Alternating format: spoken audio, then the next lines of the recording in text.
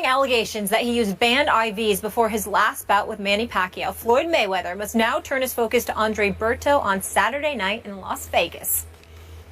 Mayweather has said publicly that he will retire after his 49th fight. If Floyd defeats Berto and then retires, he would tie former heavyweight champion Rocky Marciano's record of 49 wins, no losses or draws. Marciano retired at 31 years old after defeating Archie Moore. That was all the way back in 1955 that record has stood. Stephen A., what impact could these allegations have on this fight in Floyd? I suspect little to nothing.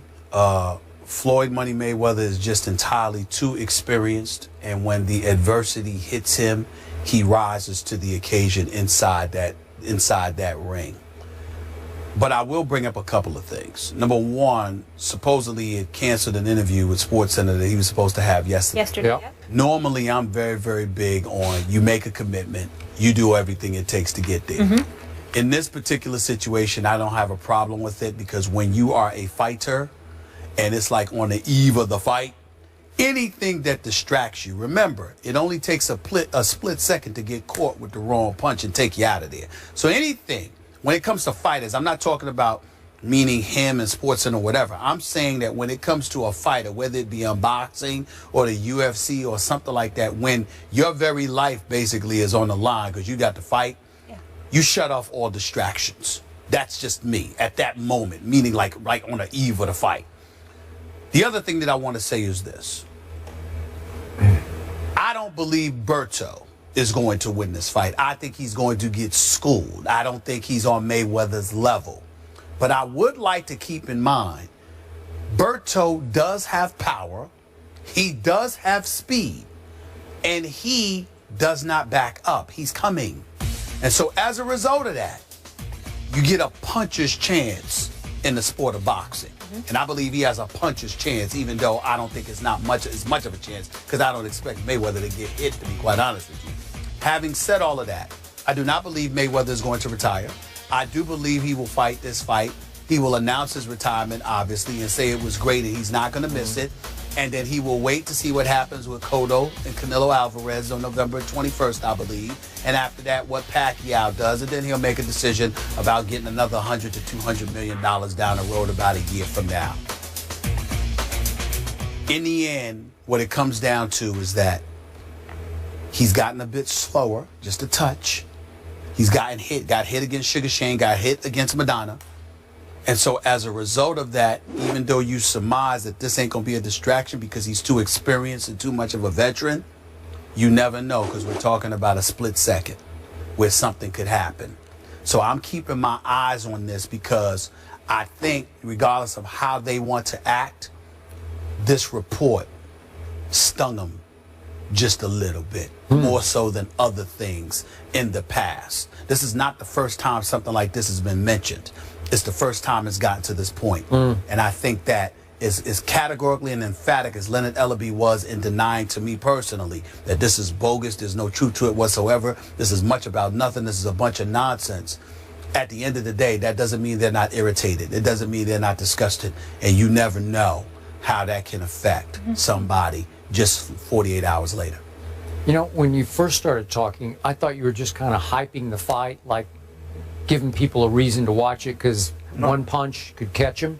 But the more you spoke, the more I thought you were showing your heart on this. You think that Floyd could be in a little bit of trouble here? I think it's possible from the perspective of, I don't think Berto, a boxer, is on Floyd Mayweather's level.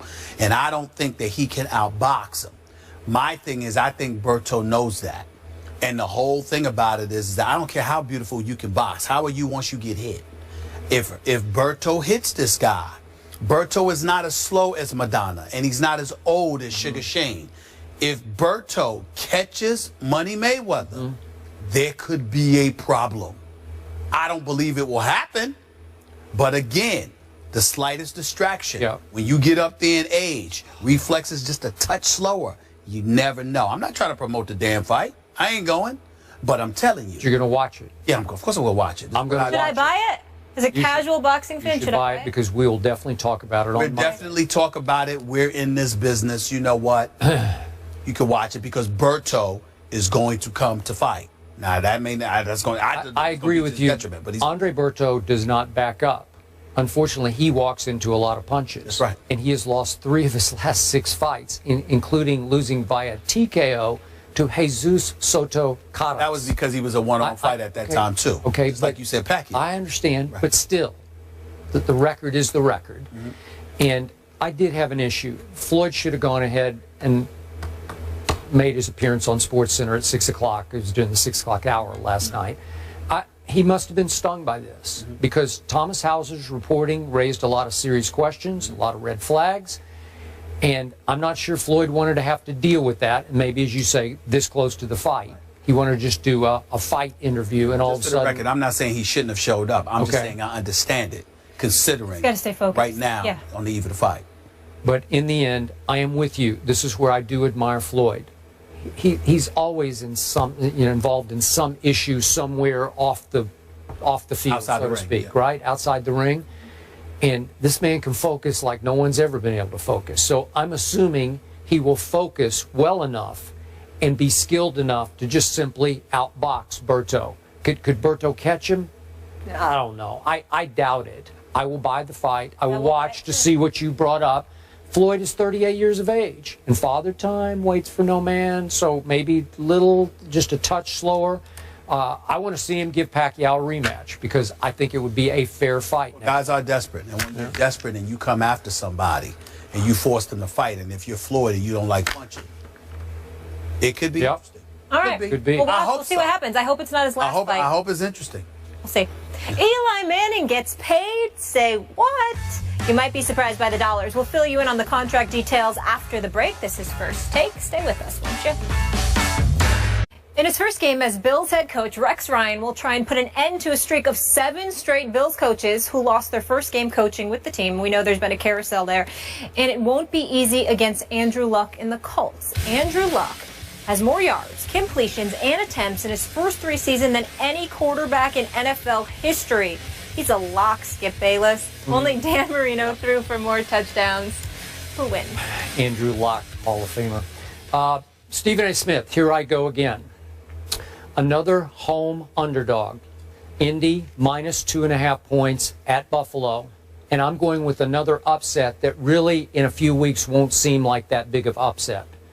I'm saying that Buffalo is going to be a wild card team in the AFC, finishing second in this division to New England.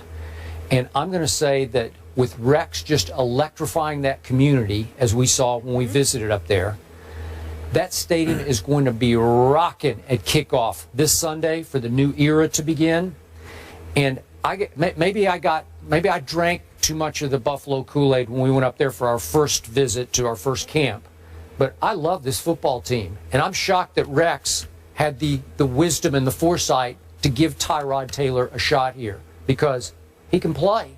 I believe in it. It's his first start in the 5 years he's been in the league, but I loved him in the preseason game that we got to see him in. And this offense has been explosive throughout the preseason. Obviously with Sammy Watkins and Percy Harvin and Robert Woods and LaShawn McCoy. And I think LaShawn's going to be fairly healthy, they say, for this opener. They threw in Richie Incognito in that offensive line. I'm not a fan of his as a guy, but as a player, he can play. And that defense, it is loaded. They don't have Marcel Darius for week 1. They'll have him going forward. But, my God, that secondary is so deep. And Jerry Hughes and Mario Williams, and my God, it just everywhere I looked on that practice field that day we looked over our shoulder at their practice, I saw talent. Yep. I saw a really good football team with big question mark at quarterback. But I think Tyrod's going to have a very good year for them, and I think it starts against Andrew Luck, whose team, I'm not saying Andrew Luck is overrated, but that team is being overrated. You got them going all the way to the Super Bowl. I just don't think they're that good. I don't see it, and I think they're going to get off to a rough start at Buffalo. I got Buffalo winning 28-24. Remember at camp, Jim Kelly said Tyrod Taylor. He did. I was a little surprised when he told us that for quarterback competition, but he said, don't rule he said him it during out. training camp. Well, what I would, I'm sorry, Skip. Yeah. Yeah, here we go. They don't have a quarterback.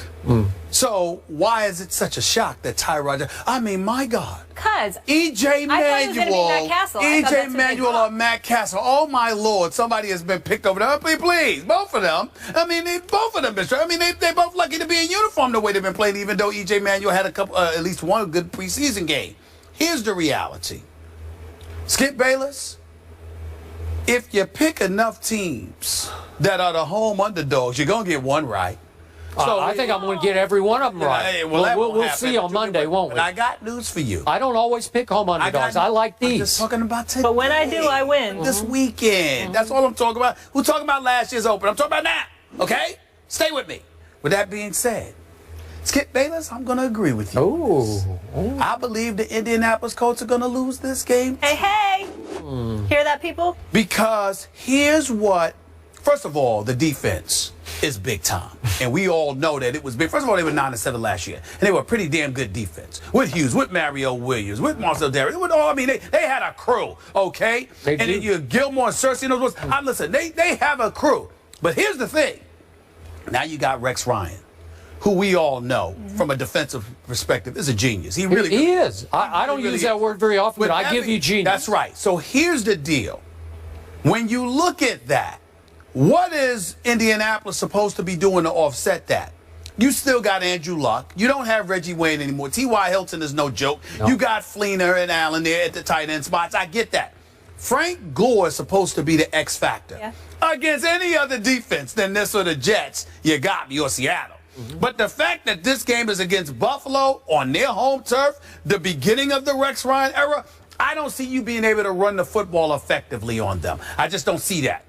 So now we get to the Bills on the offensive side of the ball. The momentum, the crowd, etc.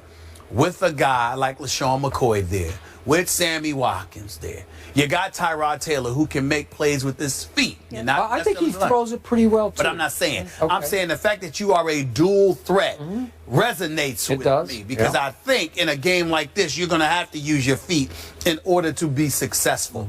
I think the combination of all of that built off of the momentum of their defense, which finds a way to somewhat neutralize Indianapolis, I think is right for an upset. The last point I want to make was this. This is the biggest reason why I think Indianapolis is going to lose this game. And I hope I'm wrong. You know, even I'm not serious. I hope, because I don't care who wins the game today, this weekend. But I will tell you this. I don't trust Indy yet.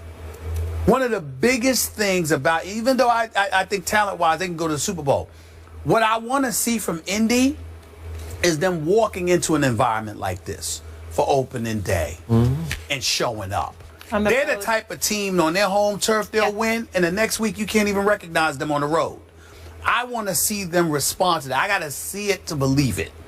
And until I do, I'm going to give Buffalo the edge in this one. I think Buffalo's going to win this game 24-23. Okay. Can you see Buffalo winning a wild card? No, I got the Jets going to the wild card. Do you really? Oh, that's bold. I got the Jets. Is LaShawn starting? I thought he's a little bit banged up. Do we know? They say he's a little bit banged up, but he says he will be ready for week one. He says he will be ready for week one. That'll be important. But they haven't said it. All right.